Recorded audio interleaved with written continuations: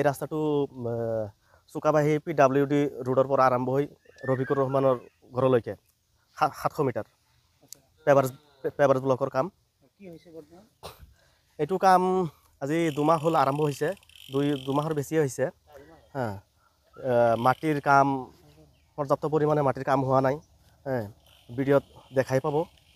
আৰু তেনে অৱস্থাত মেটেল বিছাই মেটেলবোৰো মানে সেই যিমান মাপৰ হ'ব লাগিছিল সৰু সৰু মেটেল দিছে, ৰুলাৰ নোহোৱাকৈ নদীৰ আমাৰ লোকেল নদীৰ বালি ব্যৱহাৰ কৰিয়ে ৰুলাৰ নোহোৱাকৈ একদম নিম্নমানৰ ইটা দি তেনেকৈ কাম চলাই আছে।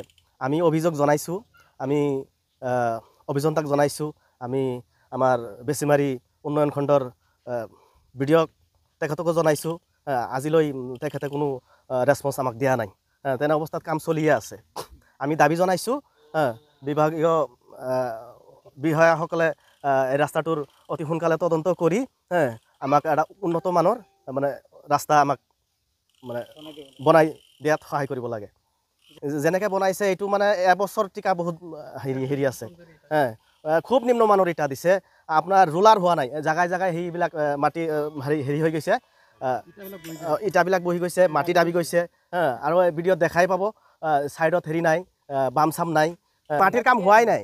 মাটি তাৰমানে ৰাস্তাত পুৰণা ৰাস্তাত যিখিনি মাটি আছিলে সেইখিনি মাটি মানে হেৰি লৈ মানে কিবা JCB দি মানে মাজৰ মাটিখিনি খান্দি ছাইডেদি মানে দিছিলে। আৰু ৰাস্তাৰ দুই কাষে কিন্তু মাটি নাই। এই পুখুৰীখিনি আগতো আছে, ইয়াতো আছে, চালে গম পাব জাগা নাই, মাটি নাই, ইটা বহাবলৈ জাগা নাই। তেওঁলোকে মানে তেনেকৈ বালি দি কিনে গেপ মিলাই তেনেকৈ মানে ইটা বহাই আছে। ছাইডত মেটেল নাই, ঘাঁহৰ ওপৰেদি মাটি, কেঁচা মাটিৰ ওপৰেদি মানে তেনেকৈ মানে ইটা